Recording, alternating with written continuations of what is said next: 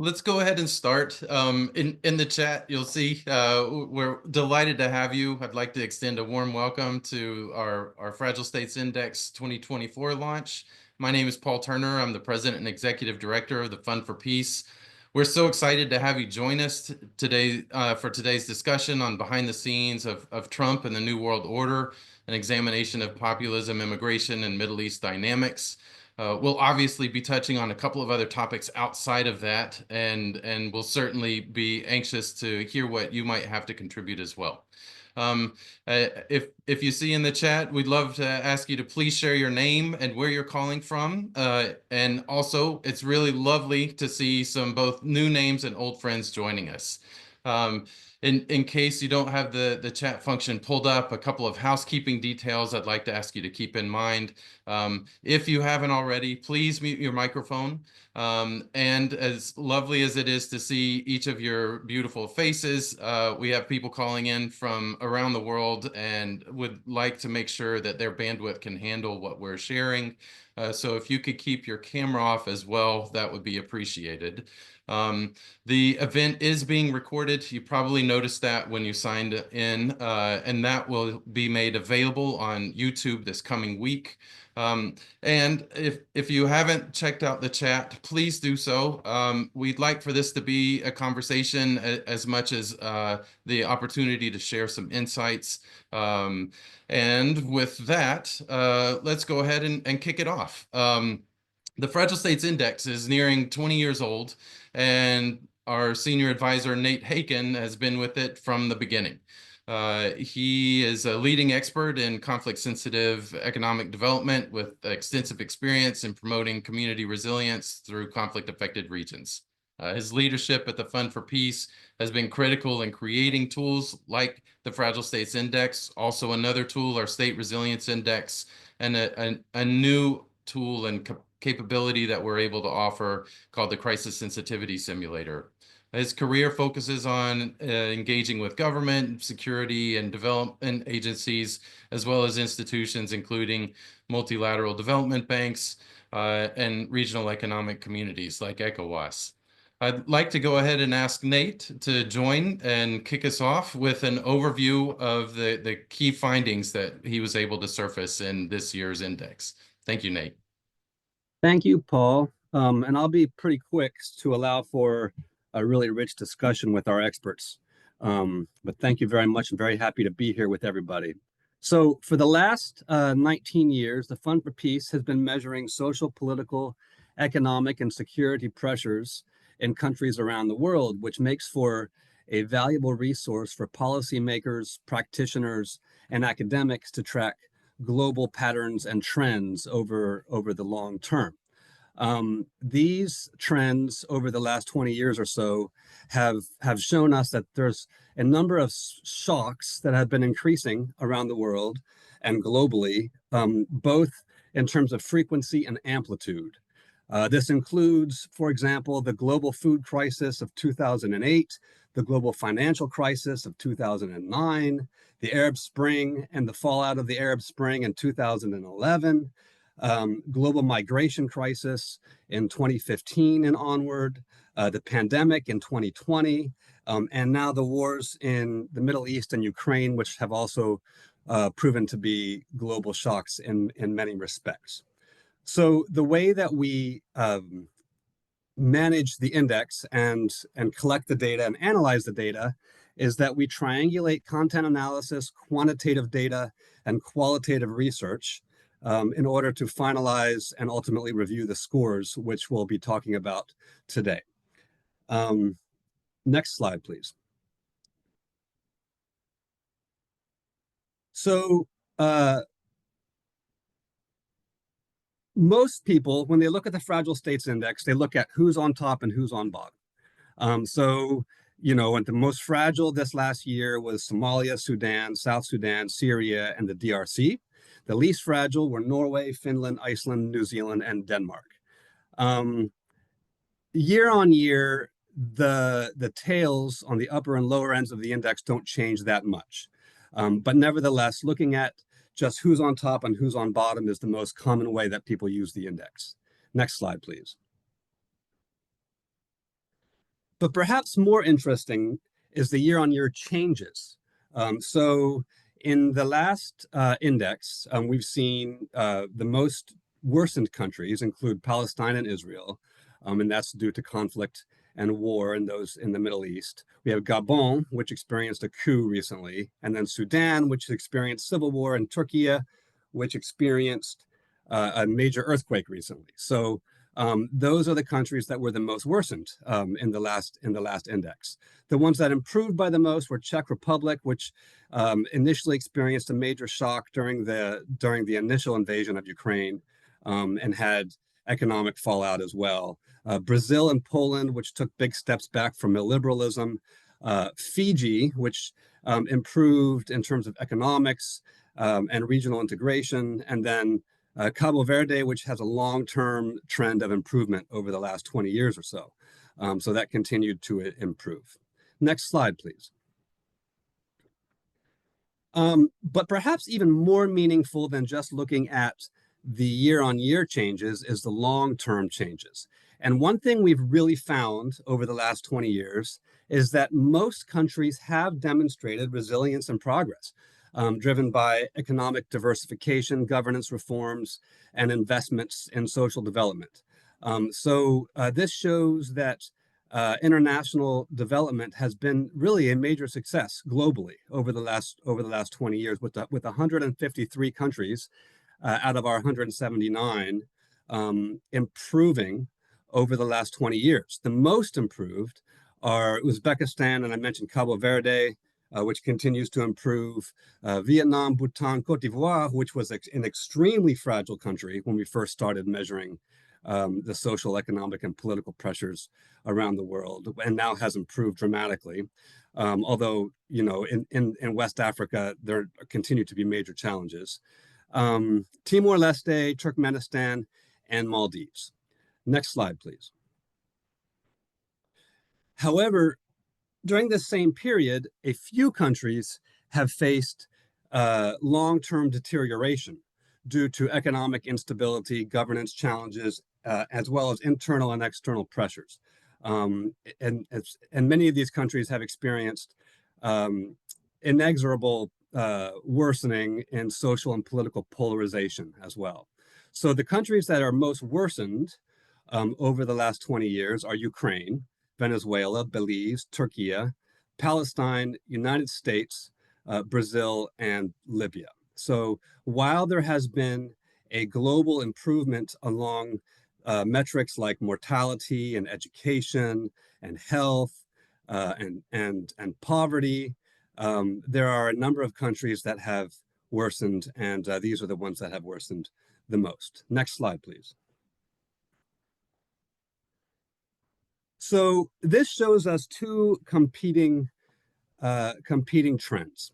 On the one hand, there does seem to be more resilience around the world in many respects, you know, just by measure of, you know, as I mentioned, metrics like education and health and poverty and mortality.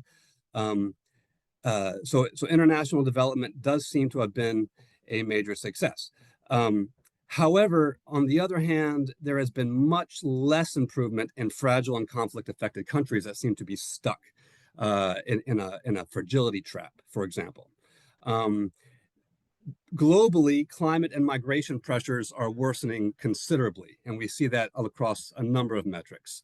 And there has been a major consolidation of wealth and power globally, which has contributed to a populist backlash, which we'll be talking about today. Next slide, please. So in this context, you know, looking at the FSI 2024, we see an era of rising nationalism and the erosion of cooperation. So this can be seen in terms of, for example, a retreat from multilateralism as nationalist and populist movements are reshaping global politics. We see soft power in decline. Influence through diplomacy, development, and international norms is weakening as countries prioritize hard power in their engagement with their neighbors and with other countries around the world, including trade. Economic and political disruptions, trade wars, sanctions, economic fragmentation, all of these types of trends and developments are further undermining cooperation around the world. And there, in this broader context, there has been a rise of authoritarianism, many states increasingly favoring security-driven governance over democratic engagement in order to manage the challenges that they are facing, both internally and externally. And the implications for fragility are really what we want to talk about today with our experts. In the context of rising nationalism and the erosion of cooperation, how might this cause a reduced investment in stability mechanisms? How might this contribute either to opportunities to address the underlying structural issues that were not addressed by the rules-based international order that we had been living under over the last 50 years or so? Are there any opportunities? On the other hand, are there any major risks that we see that could further divide and worsen global conflict trends in countries and also internationally and globally? So with that, I'll turn it back over to Paul, and thank you very much, and I look forward to a rich discussion. Thank you, Nate. We appreciate your contributions as always. And before we jump in with questions to the panel, I'd like to offer a brief introduction to each of our speakers. So you're also able to visit online and see the chat function to gain a little bit more insight about their careers. Let me start with Elizabeth Campbell. And sorry, my screen is doing something just a little bit funny. I'm trying to grab hold of it right now. Elizabeth is the executive director of ODI Global Washington, a think tank that advises leaders on driving positive change to work for a more resilient, just, and equitable future. Her career path has been focused on multilateral diplomacy, humanitarian issues, and forced migration. Hisham Jabi is the founder and CEO of Jabi Consulting, a consulting firm dedicated to supporting international development donors and managing complex consulting assignments across the Middle East. His work bridges the intersection of public policy, economic growth, and governance reform, with a particular focus on fostering democratic institutions, youth empowerment, entrepreneurship, and socioeconomic resilience in fragile and transitioning contexts. And last but not least, David Harden is the managing director of the Georgetown Strategy Group, a firm that leverages talent, technology, and capital to help solve some of the world's most complex problems. He spearheaded many of USAID efforts to respond to crises and stabilization challenges, including responses in Haiti, Iraq, Somalia, South Sudan, Syria, and West Bank, Gaza, and Yemen. With those introductions, let's start a little bit at the macro level and talk about some of the big picture shifts we see taking place that Nate referenced. Dave, we're witnessing a global shift away from international norms, alliances, and institutions.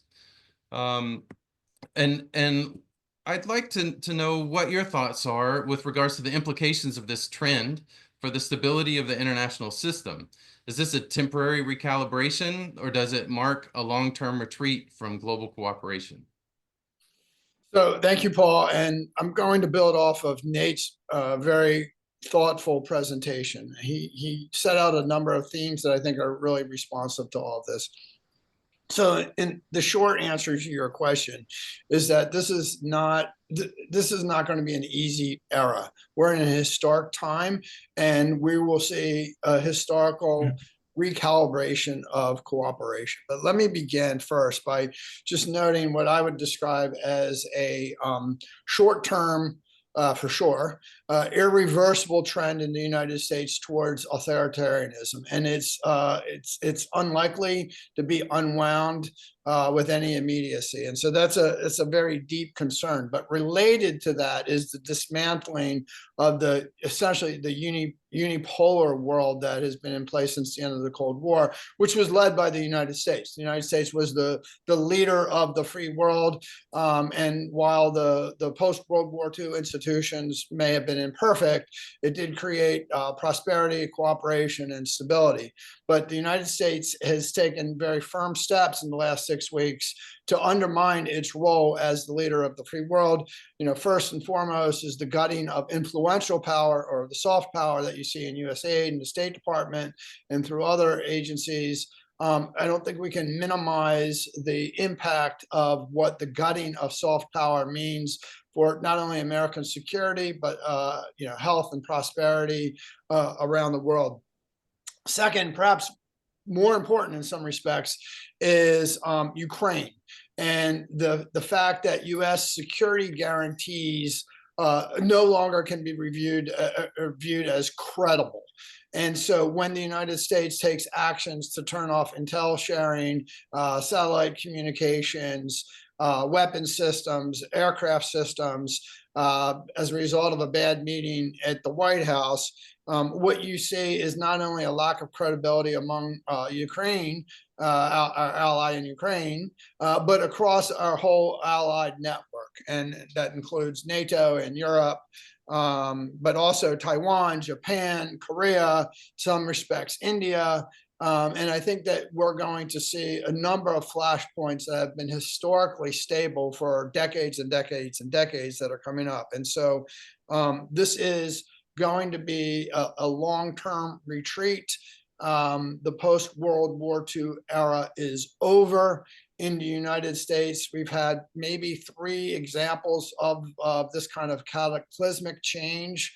Our founding, Civil War, maybe FDR and the New Deal. We're in a new era. It's unpredictable, but it's not going to be short. Back to you. Thank you, Dave.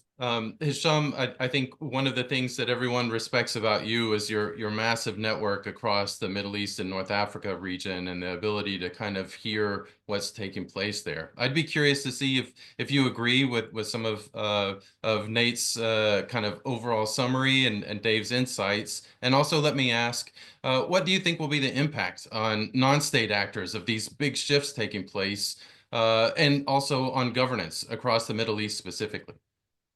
Thank you, Paul and David. Can you hear me? Yes.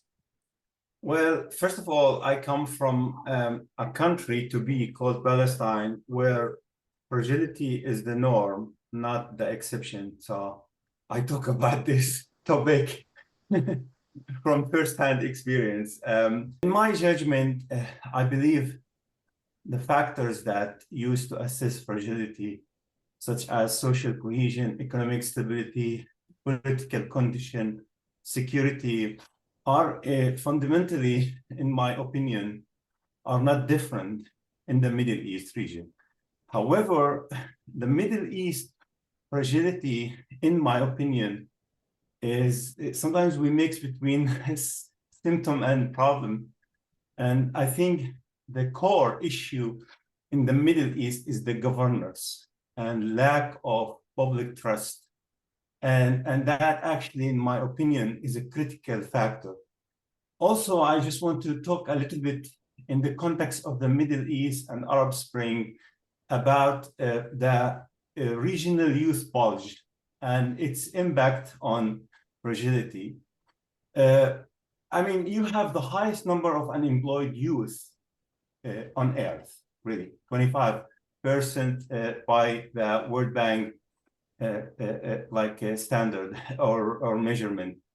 There is a huge, immense pressure on government to create jobs. That's not a small factor to be considered in a country like Egypt, when you have a huge number of graduates and they have high expectation, they are angry. So governments are under huge pressure to really meet that expectation. The challenge also, you have a chronic problem around state-owned enterprises, corruption, and mismanagement. These are serious issues that have multiple factor in fragility. I think this challenge also is exacerbated by the rise of non-state actors. Take Hezbollah, for example. Take SDF in Northeast Syria. They had a deal yesterday with the government. God knows what's going to happen. Take Hamas, for example. Take Hezbollah in Lebanon. Take Houthi. You have the government inside the government. It's like we never seen something like that in the last 2 decades in the Middle East. When these factors combined with a narrative that comes from the White House about disengagement, about turning Gaza into a real estate project, I mean, just put two and two together. So I think from my extensive experience, travel in the Middle East and talking to an extensive number of young people, I think we are seeing a region that is boiling by all means. And I think the situation in the Middle East and the narrative from Washington and the chronic problem in Gaza is creating a deteriorating landscape. Again, high conflict, high unemployment, conflict, etc. So in my opinion, also that global inward thinking that came as a result of COVID is playing a major factor here, because everybody wants to enhance their supply chain. Everybody wants to really learn the lesson from COVID, not to have a lot of reliance on the global market. Like, for example, take Palestine, Lebanon, Egypt government. One of an intended outcome of the narrative from Washington, many people think, oh, there could be a positive outcome. Could be. Look what happened in Lebanon. Lebanon had no president for 2 years. Arab countries got together to put a plan to counter Trump plan for Gaza. That's actually the pressure that they are feeling from Washington could have unintended consequences where these states really put their act together. I don't know if this will be materialized. I really don't know. It's yet to be seen. But 2 things I want to leave the audience with. 2 major narratives I hear since the election of November 5th. That tension between our values as American and our interest has been always there. Many people in X country talk about, American has their own interest to give USAID some aid, other civil society organizations, skepticism, academia. But with the current administration, this narrative is out. America is about its interest, and that's dangerous. It took us 80 years to build that trust. Despite that tension, the other thing I hear from young people across the Middle East, if you have a stability and you have democracy, what do you choose? And you ask a group of young people in Yemen or Egypt, or definitely stability. Does that come with authoritarian? Of course, we welcome that. Take Egypt as an example. That's dangerous too, because we have an international standard and establishment that we built since Marshall Plan. And now it's deteriorating because US played a role model for years. And that role model is becoming a sand castle for many young people, a sand castle. A wave came and took it. That's really dangerous. Thank you. Thank you, Hisham. I really appreciate what you shared about COVID. And for those that might be on the academic side of things, there's this idea of a nested model of conflict. And I think we're still feeling some of the reverberations for how COVID has affected us as individuals, as communities, and as countries, and how that is shifting kind of in the world order. That's a really interesting insight. So Elizabeth, with all these big changes, we often, I think, as individuals and societies, tend to be scared. But are there opportunities here that could lead to more resilient and inclusive societies?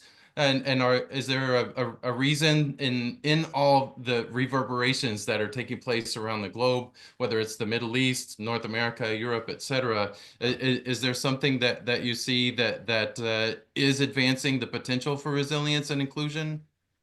Thanks so much, Paul. And I, want to say that I certainly lend support to what my colleagues are saying and the main findings of the index. And I don't disagree with that. I think, it's difficult to talk about new and effective models and approaches and ways of working in light of all of the profound changes that are rapidly occurring. I think that if we wanted to look a little bit at some of the international aid architecture as it was designed, in the 50s and 60s, and think about this also as an opportunity to change some of those structures in ways that are more inclusive and just.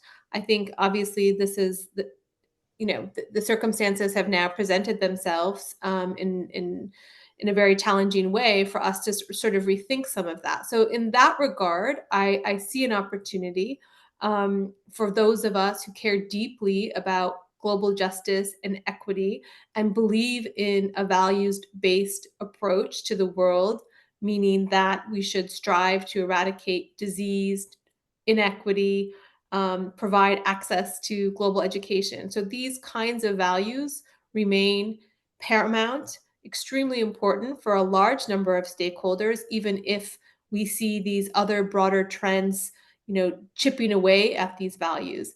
And so in that regard, yes, I do think that it is a moment where we can lend support to ensuring that communities around the world are at the center of some of these projects, and that there is a much more partnership approach to the way in which aid, in particular, and support is provided. Now, I'm not naive. I understand that this is not a political moment where governments, namely the United States, want to engage in a process to sort of redesign and to rethink. But what is very clear is that the sort of UN-led approach to addressing many of these global public goods, if you want to call it that, is over, as my colleagues noted. And so for those of us, again, who care deeply about these issues and about these values, it's on us to really think forward new ways of working to ensure that the most vulnerable among us at home and abroad are not left even further behind. Thank you for those insights. I think as an American citizen, that tension that was mentioned about the interest and values is really key. And Elizabeth, you definitely shared kind of that sense that values are somehow being degraded. I would note that some of what's being discussed in the United States, I think, is still a process that we're watching play out. And it may be that the United States is simply following in the footsteps of the United Kingdom and Australia and others who have had some of their foreign policies and foreign assistance try and align in more intentional ways. I think that book is still very much to be written, but we'll see kind of where the future takes us in this journey. Dave, let me come back to you. What does this shift mean for the United States economically, politically, and in terms of security? Does reducing global engagement strengthen national resilience, or does it risk diminishing U.S. influence in ways that may be difficult to reclaim? Well, as we're having this conversation, one thing that occurs to me is I may be one of the few people on this Zoom chat that lives in Trump country. I live in rural America, and this county that I live in is overwhelmingly Trump country.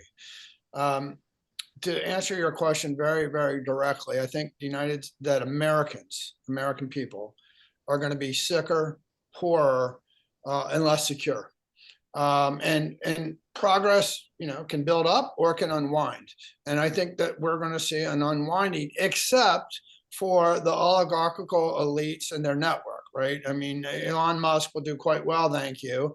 But whether it's the white working class in Appalachia or the struggling African-American communities in Baltimore, I think you're going to see just a continuing degrading of their human development index. And, how do we know this? Well, you know that right now, if you live in New York, Minnesota, or Wisconsin, your electricity bill just went up 25% as a result of the tariffs that were attached by Canada, because we're acting in a shameful way to our northern neighbor, and we're provoking a fight that never needed to be provoked.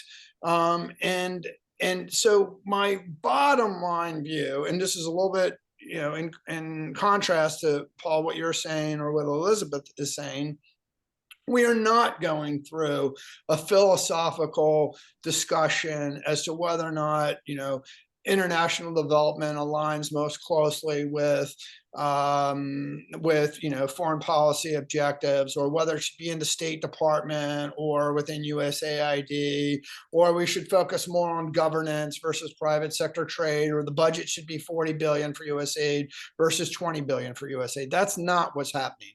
What's happening is beginning with a disinformation campaign, is a marketed cultural attack on those institutions that were set up in the post-World War II era.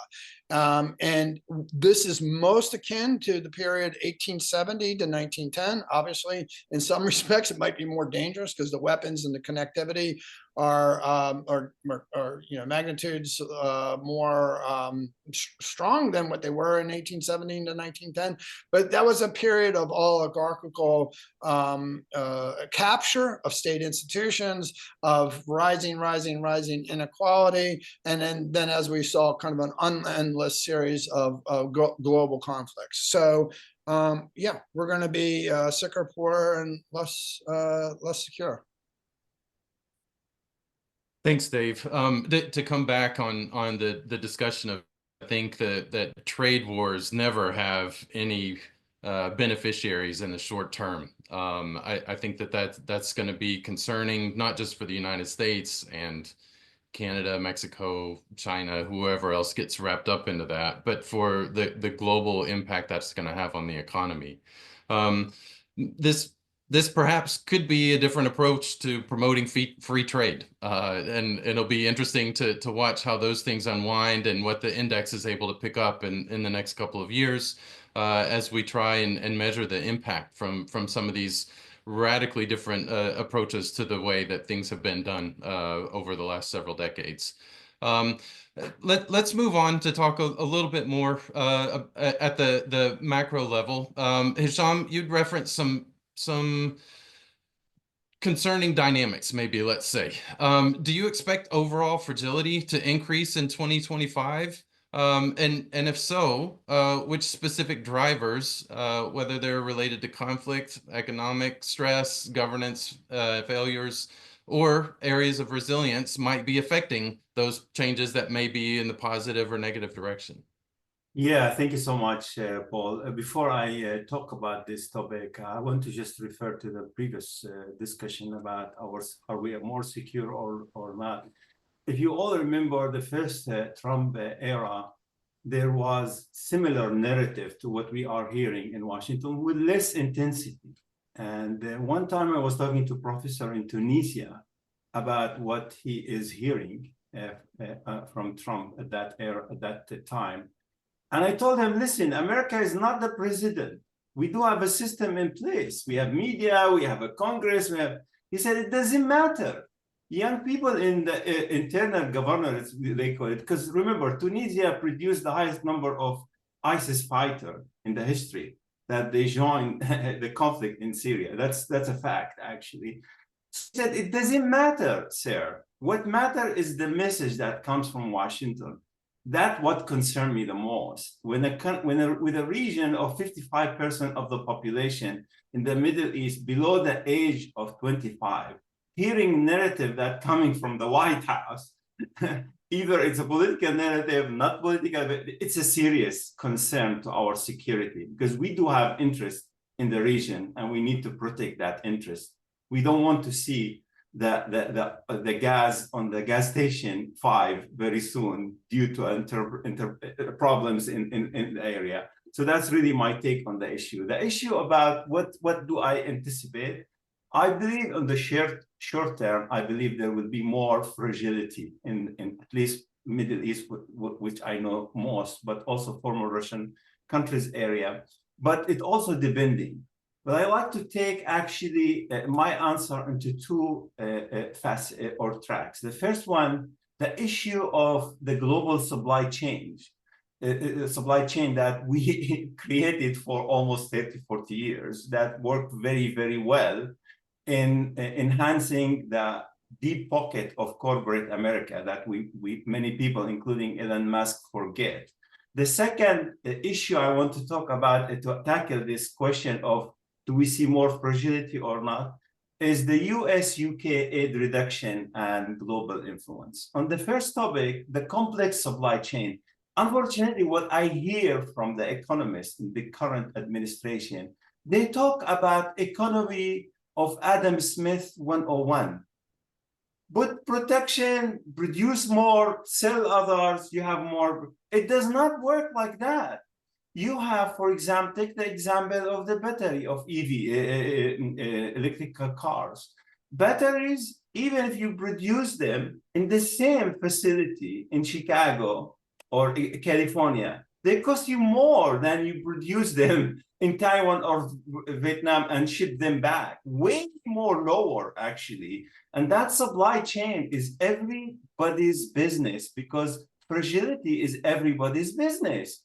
And I don't understand how could corporate America is not articulating that 21st century AI digital based supply chains to our president. I'm really stunned by that. I'm really stunned because fragility is for everybody's and every corporation business. That's the first issue. The second issue, I think, the withdrawal of US and reduction of UK international aid will likely create more for other global players. And we all know that Russia and China are taking notes, serious notes, in my opinion. So I think to which extent they will fill that gap is the big question. We created a system over 60, 70 years through USAID and other mechanism of engagement that even China with its interests, they don't have the capability to really handle all the issues that African countries are dealing with, from health, from food. It takes forever. So I think that would create a lot of gap that create anger and frustration and reduce the poverty level that we really achieve over 20 years. It's disaster in my judgment.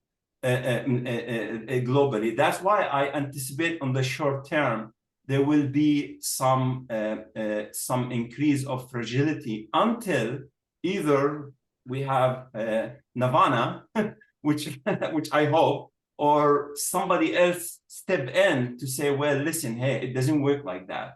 The world is more interconnected to that, for us to really look inward anymore. You can't reverse that. I mean, I respect our so overall, in my judgment, the global trend appears to move toward increased fragility on the short term, driven by declining the international order, weakening multinational institutions, and diminishing global initiative. And remember, states want to step in. But again, remember what I mentioned before? Young people are actually interested more in stability. And actually that for states in Africa and other countries, music in their ears, because they're gonna enrich the pockets of their loyalists. That's what a dictatorship do. So I'm not really very optimistic about that. Thank you so much. Thank you, Hisham. I wonder if the kind of widespread agreement across the political spectrum, where we have leaders kind of in the global north talking about kind of the short-term pain that's anticipated, it is likely to be the result of a decade and a half of embracing this idea of economic disruption, that that's somehow okay. Maybe at some point in the future we'll be glad this has all happened, but it certainly seems pretty daunting right now. And I hear from each of the panelists real concerns about kind of our next steps as we move forward. Uh, Elizabeth, Hisham mentioned some of the vacuums that are anticipated. What is not just the vacuums, but this change in kind of the global shift that's taking place mean for fragile and conflict affected states? Without strong global coordination and the institutions that a lot of us have relied on, whether it's economically or politically, what are we likely to see? Are there going to be more regional responses to crises, or will instability deepen due to these power vacuums that were discussed and lack of external support? Yeah, I think the short answer is instability will deepen. So, take, for example, the US approach to most of the African continent and the trends that we're seeing. So, we have a number of trend lines moving toward disengagement. On the one hand, you have the well-known, stoppage of USAID development programs and humanitarian programs, of which the US was contributing upwards to 90 or 100% in some sectors in some countries, including those on your index like South Sudan and food security in particular. You also have the reduction of overall diplomatic presence, so consolidation of embassies and consulates, so an overall reduction of US diplomatic capabilities across the continent in some of the most fragile places. You have discussions underway about potentially merging sort of the military capabilities through AFRICOM with EUCOM. So again, a potential reduction in military security assets. And then, of course, open questions around investment and trade, the extent to which we'll see bipartisan support for the renewal of AGOA, for instance. Combined, what you see is just an overall reduction in the footprint of the US. Now, you can debate that footprint and what it has meant in terms of prosperity and a values-based approach, but absolutely a component of what the United States has done in some of the most fragile places in the world is about conflict prevention, Correct.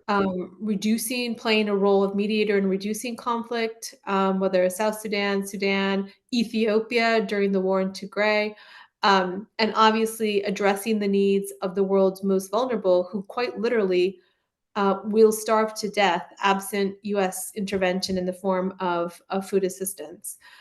So it's very clear that if you just look at that example alone, there is no doubt that fragility is going to deepen. Some of the consequences include, of course, just immediate loss of life of the most vulnerable people on the planet, but also an increase in trends like irregular migration.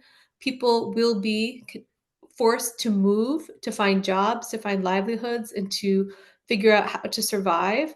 That means moving in places where there is a concentration of jobs and wealth. And so that in and of itself will lend toward greater instability. There's no problem with migration per se. The problem is irregular migration, when tens of thousands of people show up without any type of management or plan. It is quite challenging, if not disastrous, for those receiving communities in countries.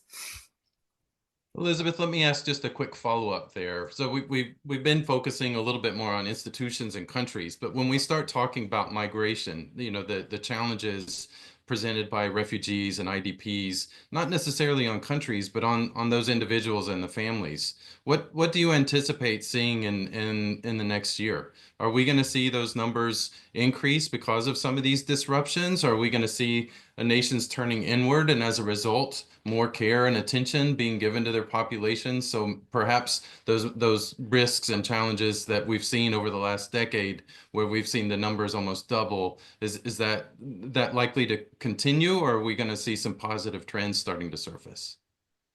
I think we'll see a large spike in displacement. I think the difference is that the US, as a leader in that space, both financially and politically, won't be in place to respond. And there's no way that fragile states will be able to absorb the costs related to basically care and maintenance programs for huge numbers of refugees located in fragile states. So again, just take the example of recent Sudanese refugees in South Sudan, one of the poorest, most fragile places on the planet. The South Sudanese government, which seems on the brink of a renewed civil war, has no money or capacity or political will in any meaningful way to respond to that displacement. So, absent the United States, there will be no response. As everyone has noted, other donors and governments are following suit. There's a movement underway to spend more money on security and less money on development and humanitarian assistance. So I think the situation will be grave. I believe that the institution of asylum in and of itself is at risk. For as far as I understand, currently in the United States, DHS is not accepting or hearing any asylum claims at any port of entry. But that institution is also extremely frail and weak in other parts of the world as well. And I expect it will continue to basically disappear as a practical matter, even if the 1951 Refugee Convention is there. On the IDP side, in most fragile states, again, I would also argue that they do not have the capacity or political will to integrate the same level and type of programming that has existed from external support. So we will see more displacement and we will see less ability at a local, regional, or global level to respond to it effectively. Thank you, Elizabeth. Dave, we've talked quite a bit about the Middle East, Europe, Africa. Let's shift around to the other side of the world. So as China's economic growth slows and as foreign investments have been declining over the last couple of years, could this create new opportunities for neighboring countries, or does it pose broader risks to stability in the Asia Pacific? I don't think it provides opportunities for the neighboring countries. And here's why. When you think about Taiwan and Japan, Korea, the Philippines, and to a lesser extent, India, their economic engines were driven in large part because of the U.S. security guarantees. And now when you look at the history of their relationship with China, they're going to have to step up in a very substantial way their security platforms, right? And it might be that Korea and Japan, race towards nuclear weapons, perhaps even India. Taiwan represents a special risk, I think, because as we almost cut loose Ukraine, and as we eye Greenland and Canada and Panama, it's an open book for China to just decide to assert dominance over Taiwan. So I don't see this as a great window of economic opportunity for the neighbors and our allies in the Asian Pacific. It's true that maybe in this new era they should be more responsible for their security and shouldn't rely on Uncle Sugar completely. But we have to understand when we destroy something, what the consequences are of that. It's easier to break and disrupt than it is to build. And there wasn't forethought that was, kind of set out in all of this. So bottom line, no, I don't see this as an opportunity for Korea, Japan, Taiwan, India, or the Philippines to take market share from China. Thank you. So back to the global level and this issue of populism. I think whether we're talking about democracies or autocracies, we can see populism seeping in ways that in some ways perhaps could be defined by both the right and the left on the political spectrum as positive, and in others that are very concerning. Is this trend, Elizabeth, reinforcing national stability because it gives the chance for the people to be heard? Or is it undermining governance and increasing polarization and calling for new leadership? Well, it's hard to see how we're in a moment of stability based on everything we've been discussing. I very much agree with what Dave and others have said. I mean, we are in a moment of mass instability, and it's not clear, what comes out of this very extremely turbulent period. There is no doubt that we're living in a moment of increased polarization, and we do not have the right type of political or economic forces in play that are aimed at building a new type of international cooperation. So, to the extent that the post war order brought stability and international cooperation, we understand that that is now being actively destroyed. And so, what we see is deepening divisions. We don't see leadership aimed at building a new type of international cooperation. So, that is obviously terrifying for all of us who believe deeply that that is the only way toward peace and security. So I think it's alarming and terrifying, and the people who are the weakest will be no doubt the most harmed, whether in the United States or other parts of the world. Thank you. We're starting to have a lot of good questions come in through the chat, and so I think I'll end with one final question, and then start to turn to our audience to raise some of the issues that they've been putting forward. Hisham, if you wouldn't mind reflecting on the regional balance in the Middle East, that shifted drastically since October 7th in 2023. Iran's influence has been undermined from a couple of different angles. Russia is less focused on its influence in the region as it focuses on Ukraine, and the US is also turning inward. Who are the emerging power players in the region, both countries and non-state actors, and what does this mean for stability? What challenges will they face as they move forward? Thank you very much, Paul. I think keep in mind that a couple of things before I move into answering this very quickly. There are some elements of what the previous Trump administration, current Trump administration has truth into it, which is we need more NATO to spend to really protect themselves. But what concerned me the most is, in terms of the China question and other question, is the way it is being done. I mean, all this could be done in a diplomatic, calm way that has respect to Canada, respect to our partner. But that tone is really disruptive for the sake of disruption. Back to your question about the Middle East, in my judgment, and that's one of the positive unintended consequences, the Trump administration is eager to strike a deal with Iran. I think they are really genuinely serious about that. They already started that process. But the problem is, as part of the unintended consequences of what's happening. But the issue here is the marginalized groups, non-state actors, do not go in vain tomorrow if we have a deal with Iran. You need to have a long-term process of integrating their members and really disarm Hezbollah and Hamas and Houthi in a way, and integrate them in a political process that takes time and takes effort and takes support from the international community. Of course, we need to be in the backseat, but that is very critical. That is the only way to sustain stability in the region. So we don't want to really get excited about Iran deal and saying, okay, they're going to stop like sending weapons to Hudaydah to Houthi. It does not end the problem of Hezbollah. We need to think about it in a much more systematic, governance-based approach. We are very happy to see the Lebanese government is taking charge.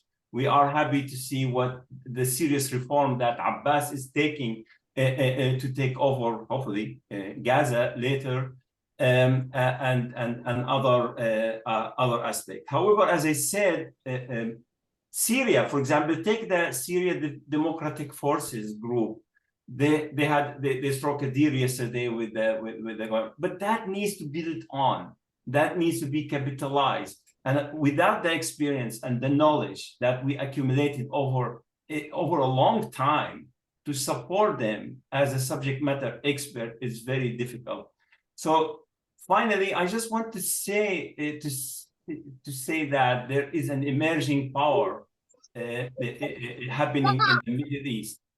And you see Saudi Arabia is trying to really use its sovereign funds to build coalition, including GCC, Egypt, Jordan, Morocco, United Arab Emirates, Palestine, Reform BA, to become the regional stabilizer. They are feeling the heat of the renewable energy trend. In 10 years, Saudi Arabia GDP will not be the same, that's for sure. If we really consider what's going on with the renewable energy and EV and other technology. And you see Turkey is really celebrating to see Syria actually with the new leadership and to see the Kurds being actually saying, oh, we're going to put our arm. So you see another power around Turkey and its economic power and economic interest. The last, Russia is busy with Ukraine, but they still have a lot of interest in Syria, and they have like a base, and they have. So you see, Iran, Russia, and China are dancing together to see if the U.S. Lack of engagement is an opportunity in the Middle East, and I think it is for them. And I see and I hear young people saying, "Well, you know, we left our. We need to learn the lesson that I hear that a lot. U.S. does not have a friend when it comes to interest." That is really disturbing to me to hear that from young people. So ultimately, the regional power, in my judgment, must take a lead to be able to fill the gap and to help reduce the influence of non-state. It's a window of opportunity, but I think the moderate secular state need to act on it. Otherwise, it does not go away. Thank you. Thank you. I'd like to continue with this idea of disruption and change, and trying to see if there might be some ways to take advantage of that. Is there a way that we as a broader community can grab the reins? There's a good question that came in talking about kind of the disruption that's taking place in the international economy, international institutions, foreign policy, et cetera. That, I think, is something that while we've seen building blocks maybe being put in place, it's really taken off the last couple of years. But this trend of militarization, whether in the developed or developing world, has been longstanding for several decades now. If we think about how we typically look at the issue of security, you know, there's the idea that there are kind of the soldiers, the police that are out enforcing security kind of through a very hard approach. And then we've in this discussion talked about soft power. We've talked about the contributions to overall stability, to being able to address the challenges of fragility through soft power, through other ways at getting at security. Does this disruption create opportunities for the community or parts of the community to start to redefine security? And if so, what would that look like? That's a question open to any of the panelists, and it's parts of that I think are very hard. But if we're able to take a step or two forward, I'd love to learn some of your thoughts and insights. I mean, I'll start. The problem is that we don't know what the other side of disruption looks like, and we don't know how long it will last. Here's what we do know, right? Climate change is continuing. Climate change will accelerate displacement of individuals, particularly along fragile state areas from Bangladesh through the Arabian Peninsula, through the Sahel, through Latin America, Central America. And technology, AI will have a lot of displacement in terms of just pure economics and jobs. So, if security includes health security and Ebola tracking and avian flu tracking, we're weaker. So So I guess it's really hard to see over the horizon, and the horizon is not 2 years. The horizon is longer than a 2-year period. It's hard to know where we will end up. Yeah. Very My sense dissatisfying is that answer. part of what we're looking at is a generational shift. And you know, where that takes us, Dave, I completely agree. It's hard to see what's on the other side of this, and Yeah. how we can really take advantage of that. Right, because I mean, I think the audience should be clear that the post-World War II era is over, and that is not coming back. And the dynamics that are in the United States, you know, it part of it relates to Trump, but it doesn't all relate to Trump.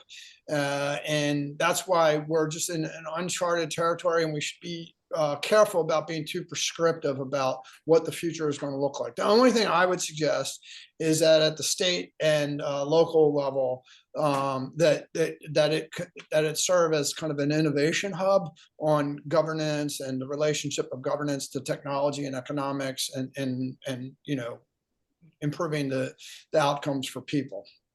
I have a very quick comment about about technology. You know, as you all know, I work with youth across the Middle East, and in each country, I always form WhatsApp group and with young people. So I hear from them firsthand. You talk about hundreds of young people chatting. You know, it's hard to keep up with them, but you feel sometimes there is a virtual world in each country that policymakers don't know about it. It's like they do like a trade, they buy from each other. Somebody knows about like web design. It's unbelievable that building that type of virtual connection and leveraging that and connected with civil society and empowering voices to really protect security is very powerful. That's the first. So technology, I think David talked about it. The other thing I just want to mention is I have experience to evaluate the stabilization portfolio of State Department in Northeast Syria. So there's a huge tension between Kurds and Arabs, as you know. And you know, it's unbelievable when you bring people to the table as convener, not with an agenda. They know how to get together and create their own security platform into either like a school or community policing, or so it's very, very powerful model sometimes to really us as international community to really give the chance for local voices to take the action and to take the lead to solve their security problems. They can do it, especially young people. Thank you. Let me ask again. So it seems like there's widespread agreement that, at least in the short term, that things are very uncomfortable, uncertain, and that there's some really disturbing trends that are set in place, not just here in the United States, but globally. So if we are to accept that as our premise, what steps can we take now to build resilience, whether that's domestically in the United States, internationally? If some regions aren't particularly open to that, are there regions that you do see an opening? What would those steps look like? Should those be considering factors such as trade, looking at supply chains, which have come up several times in this exchange, which means really a shift away from legal and justice approaches to more economic issues, or should there be a different tact altogether? Maybe I can just begin by saying something very simple, which is to get to anything that is more just and more equitable, we need leadership that has those kinds of values and can effectively project them. And we need to support that type of leadership. Absent that, it's very difficult to see how we end up with more, fair supply chains or whatever the case is. So I think, to Dave's point about the disinformation campaigns and all of that, if we don't impact the leadership piece and have clear voices that penetrate that share these kinds of values and approaches. The rest of it, to me, is very hard to see, you know, how we get there. I think, again, I talk about civil society. I think civil society is a critical factor where I come from. Most of the civil society in the Middle East are donor driven. This disruption could be an opportunity for their leadership to step back and say, where are our priorities? How can we really leverage on local resources? How can we work together?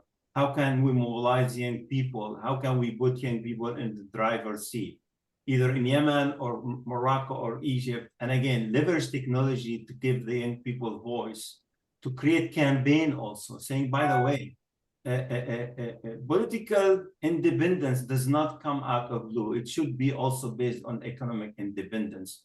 And I mean, I respect what Elizabeth said, but I mean, people need to have a livelihood. And if they have a livelihood, it's very critical. I'm not saying they won't be ISIS member, but it's very critical factor for stability, especially when you have a country with 55% of young people, of its population youth.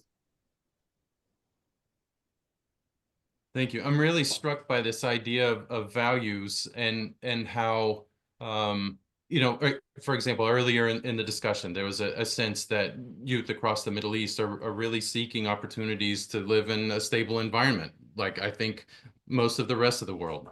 And I wonder if one of the opportunities that we might be able to explore as a community is how do we link what we're hearing and seeing in our interface with the virtual world and what we're learning from others and the values that are being comfortably expressed there, and how can we bring those back into the real world? How can we mobilize that sense of what's taking place in the virtual reality and bring that to reality? I don't know if there are technology solutions, and I think there's obviously the clear challenge that's there of, fine, people can hold those values, but at the end of the day, how can we monetize those values? How can we bring livelihoods into enacting those values and bring them from online discussions into in-person opportunities to shape leadership and to transform what we're seeing in our communities, in our countries, and around the world? Thank you for those thoughts. Let's see if we can get into a couple of specific talks. So there were some questions both around Democratic Republic of Congo and Nigeria. And while I know the questions are getting at two different issues. So in Congo, I think we've seen some really challenging issues start to rise over not to rise. I think maybe to escalate in ways that they haven't for a little while, as you've seen some regional actors become involved, et cetera. And as we look at those issues, we're seeing the international community engage as there have been some repercussions with other governments around the region. But the conflict, I think, is raging more intensely than it has for some time in the East, particularly.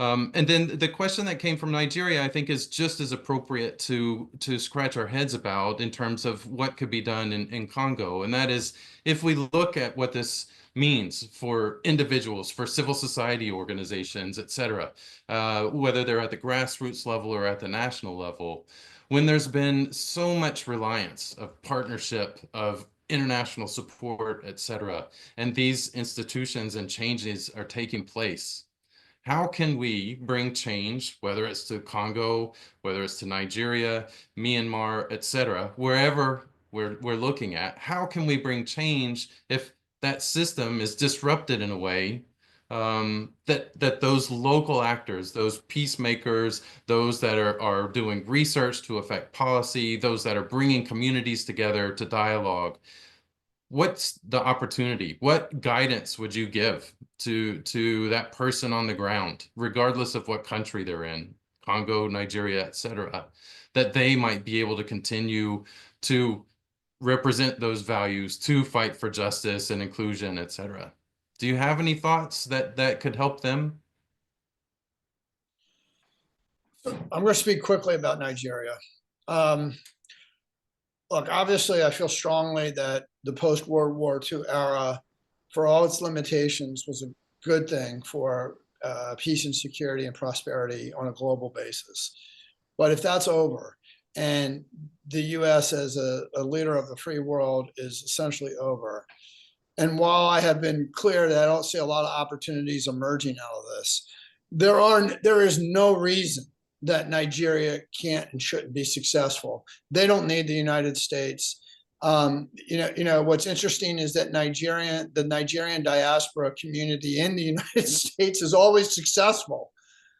They have higher educational outcomes. They have higher household income outcomes. And so they have entrepreneurial capabilities that surpass average American by far.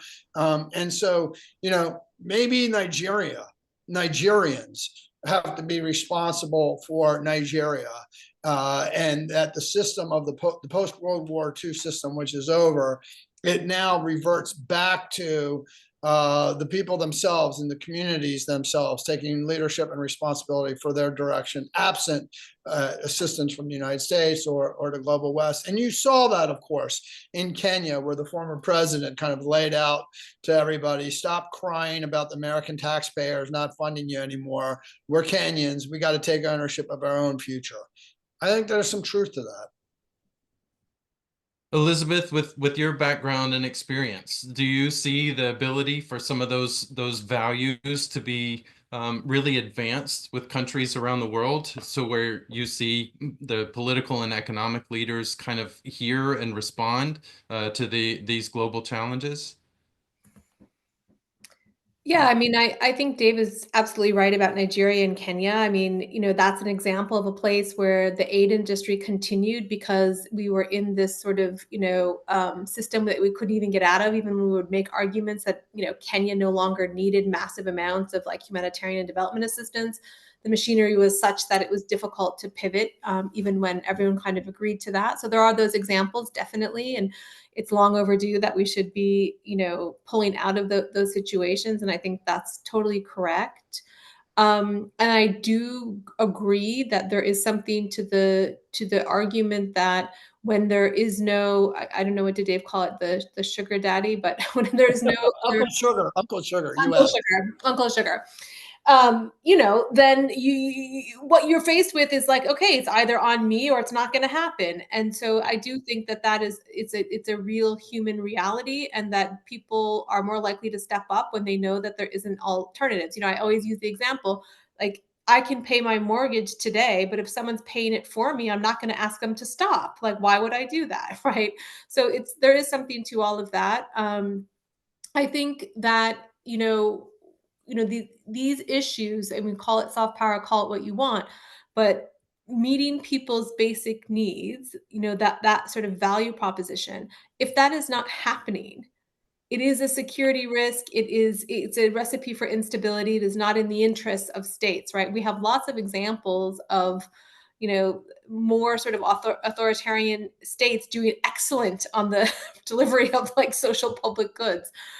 So I do think that it's not a zero-sum game, and I think that there will be, as much as the trend lines are currently set, there will be a reaction to all of that. I think it will happen at different levels, some regional, some state, some portions of some parts of states, and then at the local level, because all of that is in the interest of stability. And as everyone understands, you need stability to survive, whether economically or at a human level. So, yes, the trend lines are extremely worrying, but I have some level of faith in the reaction to it, and just the human condition requirement that we seek some level of certainty, some level of stability, some level of predictability, and that those forces will also play out in the coming years. Please, Hisham, you're on mute. I apologize again. I was reflecting yesterday about what could be a metaphor to apply not to Africa and the two models you presented, but in general. It's interesting. In the country and official I talk to in the Middle East, you feel like you are talking to somebody who has some level of anxiety and level of depression in a way or another, then you try to understand, and he or she trying to understand, what does that come from? Is it physical? Is it lack of sleep? Is it security? Is it social? Is it cohesion? Is it? So I think that sense of confusion in the country is there. I mean, where is the symptom? Where is the problem? And how to start? Where to start? Is it the security issue? Is it the education issue? So you see that sense of confusion when you talk to officials. But one thing I saw common among young people I talked to across the Middle East and officials is the deficit in public trust is unbelievably powerful, unbelievably powerful. There is no trust in public figures. The leadership is lacking, that they step up and say, well, we're going to take our country from point A to point B, and this is the roadmap. This is the Lithuania model. This is the Singapore model. This is United Arab Emirates model. So that is a major issue. So I think, and people who have anxiety and don't know the problem or depression, what they need is some deep, serious listener and somebody to counsel them rather than to bring them a solution, because they will find the solution for their depression if you give them the tools, I believe. And that we step over our boundaries sometimes as a global north. When we try to help, we try to overhelp.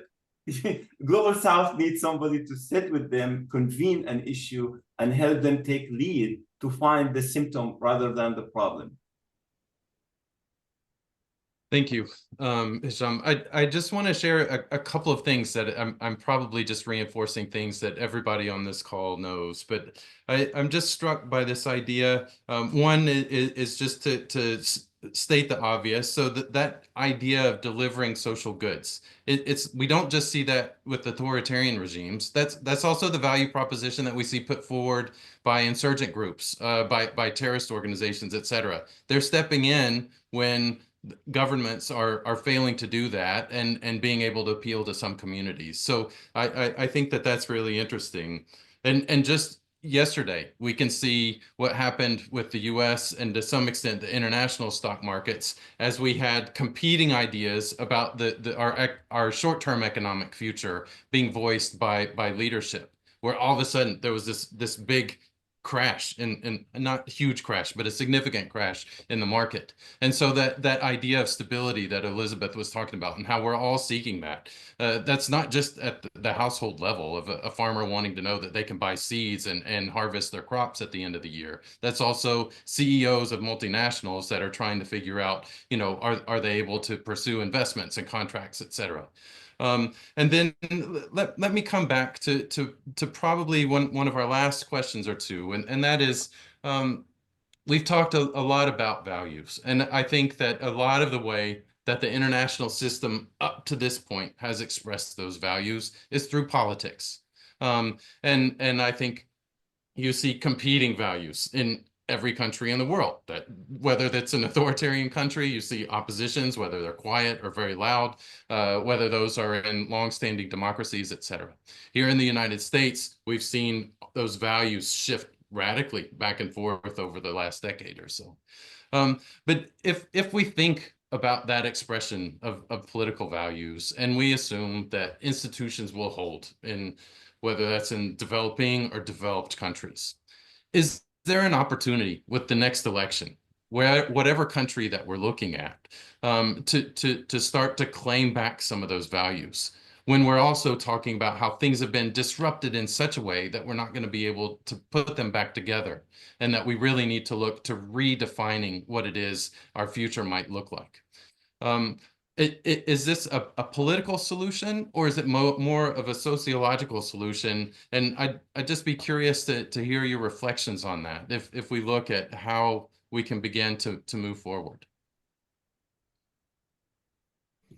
I would start just by saying that what's clear to me is that the future doesn't hinge on one or another election, and that, yes, we need democratically elected leaders who reflect the values that we've been discussing today, but we need those values reflected in all sectors of society, to include, business, technology, and all of the rest of it. Because if we don't have all of those pieces on board and working towards some type of, rules-based order that rests on cooperation, then one election is not going to be determinative.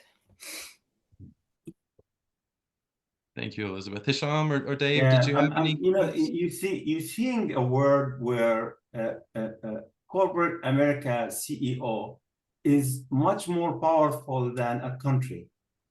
That actually blew my mind, really. When you see somebody has the power of more GDP than Spain, for example, or somebody else, that is a word that we never seen before.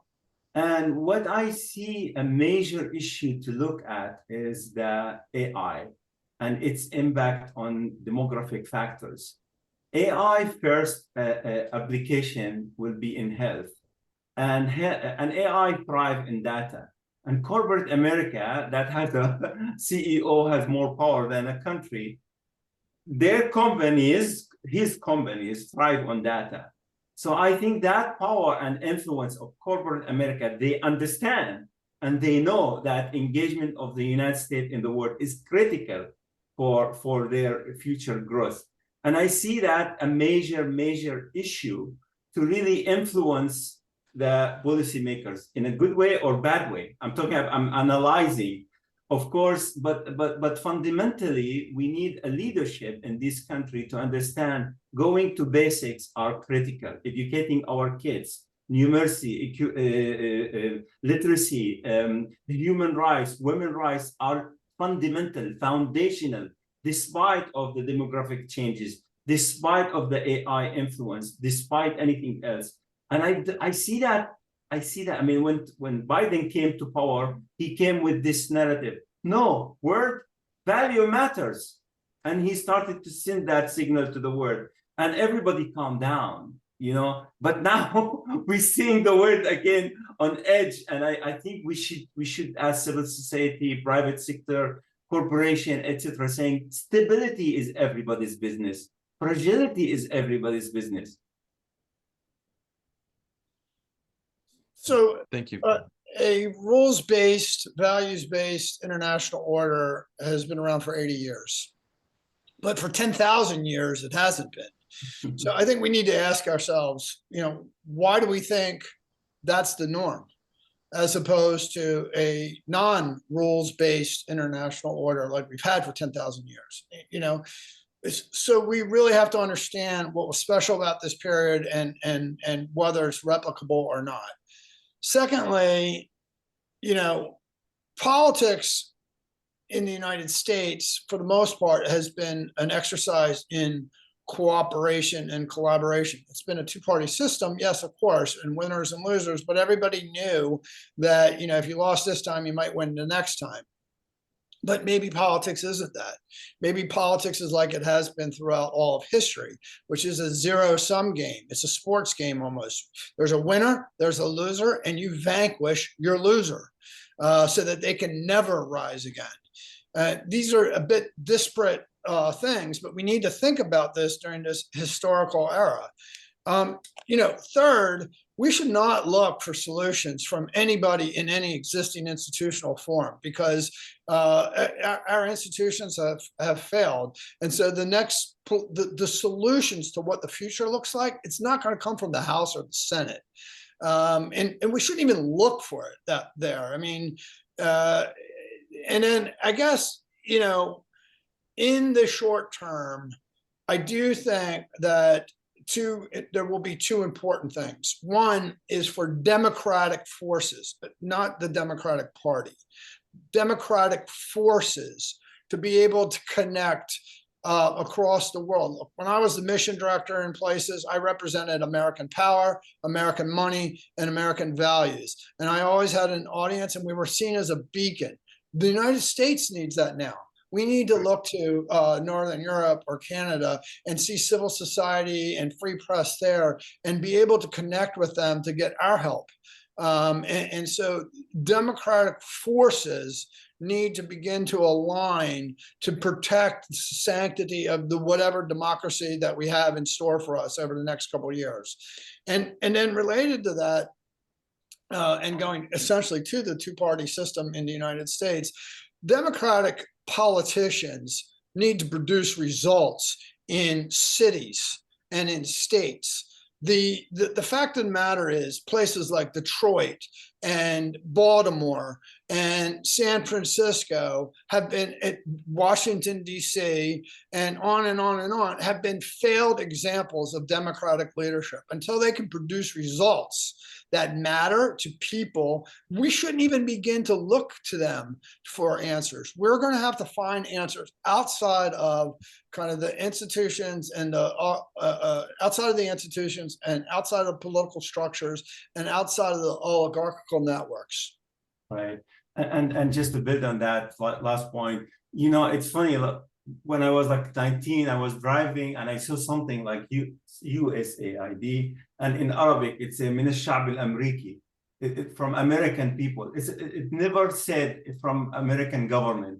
It never said from American Congress. It said from American people. So when you think about INGOs and you think about foundation, foreign aid and foreign engagement and supporting our values should not be limited to US government official involvement. You have so much goodness in this country, so much willingness to help, either locally and internationally. And that's something really to leverage and to empower and to work with, right? So I think it's very critical to remember that this is a taxpayer money. This is our money. This is the American people. And we have that tendency to foster global values. There are so much goodness in this country. Thank you all. Thanks to our panelists and the Fund for Peace staff for coming together to stage this discussion. And thanks to each of you who joined us for your participation today. We hope to see you at our next event. You can contribute to the work behind the Fragile States Index to inform policymakers, academics, practitioners, journalists, politicians, etc., by going to the link that is displayed on this slide. We humbly ask you to consider including the Fund for Peace into your plans for charitable giving.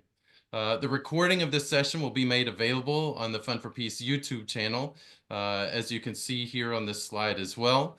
I'd ask you to check out our website and follow our social media channels to stay up to date with our work and future events. Have a great rest of your day. We look forward to staying in touch and hopefully collaborating with you in the future to better understand fragility and to identify ways that we can advance the resilience agenda together.